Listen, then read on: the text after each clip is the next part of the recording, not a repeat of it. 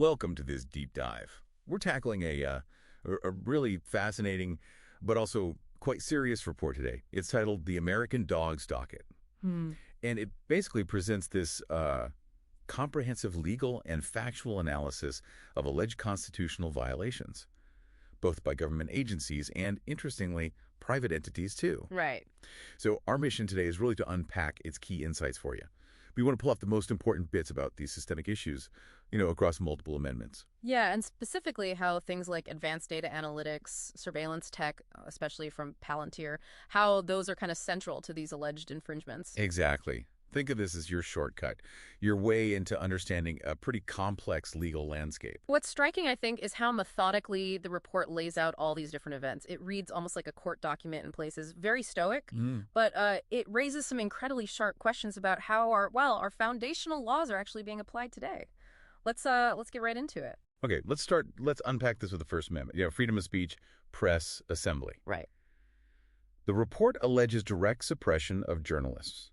It actually cites a federal judge who found First Amendment claims were likely to succeed in blocking the LAPD from targeting journalists during protests. And it's not just direct suppression. The report also points to, potential financial influence as another tactic, something maybe more subtle. How so? Well, for instance, it highlights allegations, and these are allegations that CBS paid Donald Trump $16 million for his future library.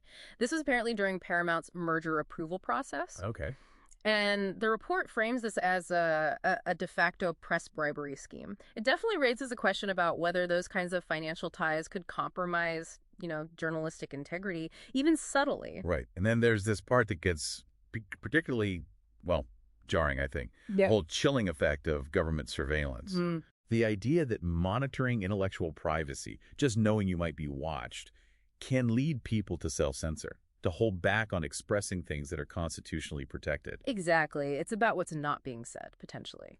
And we also see claims about academic freedom being under threat. Yeah, that was interesting. Harvard alleged funding threats were like illegal government overreach trying to stifle research. But then you have the HHS Office for Civil Rights. That's the government body that enforces Title VI, non-discrimination laws, finding Harvard in violation for deliberate indifference to harassment. So two very different perspectives on government's role there. Exactly. The report highlights that tension. Who's overreaching when, both sides are claiming some kind of authority or victimhood? And finally, on the First Amendment, there are these concerns about media independence.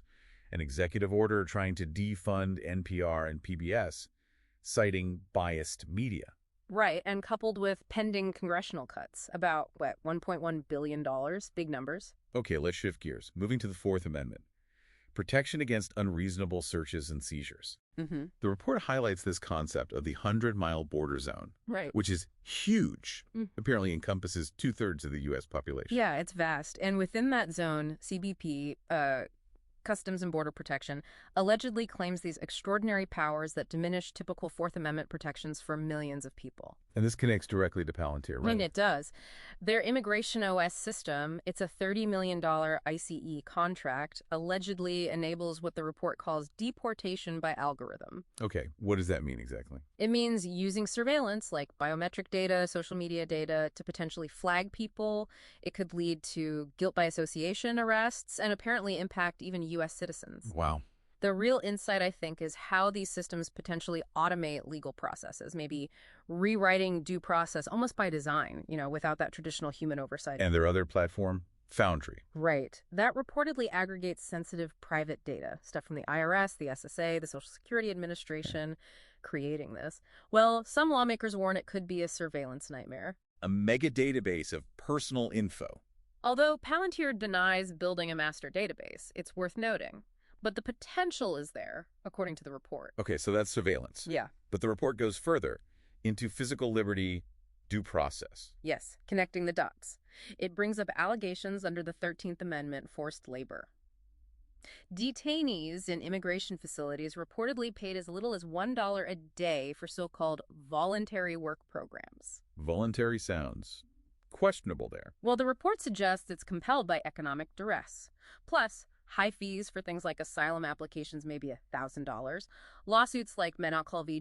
GO Group, which targets a big private prison operator, highlight these claims. And then there are the conditions. Hmm? Places like Alligator Alcatraz in Florida, described as brutal. Yeah, cage-like tents, reports of maggot-infested food, denial of basic medical care. The report suggests this could cross the line into cruel and unusual punishment under the Eighth Amendment. Just claims of profound indignity. Which raises questions about due process, too, right? Yeah. Under the Sixth Amendment. Absolutely. The immigration court backlog is massive, nearly 3.9 million cases. And remember, people in these civil removal hearings don't have a right to appointed counsel or a jury trial. So, facing deportation without guaranteed legal help and a massive wait time. It points to a real lack of access to, fair proceedings. And finally, the 14th Amendment, birthright citizenship. A big one. There's an executive order mentioned that attempts to remove birthright citizenship for U.S.-born children of immigrants. Which has faced legal challenges. Yes, lawsuits, preliminary injunctions, those are legal orders blocking its enforcement for now. But the attempt itself creates this risk of statelessness, a potential humanitarian crisis for those affected. So when you step back, Yeah, what's really eye-opening, I think, is how all these alleged violations across different amendments seem to converge. They often revolve around this pervasive use of advanced technology and pretty aggressive enforcement policies. It feels like it's fundamentally reshaping our understanding of rights. so what does this all mean for you listening? Well, it paints a picture, frankly, of fundamental rights potentially being put at risk, where that balance between security and liberty feels like it's under immense strain. Across many different parts of life, too.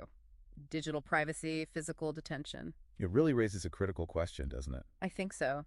When you have private companies and algorithms playing such a huge role in enforcing laws that touch on our most basic constitutional rights, how do we actually ensure transparency, accountability?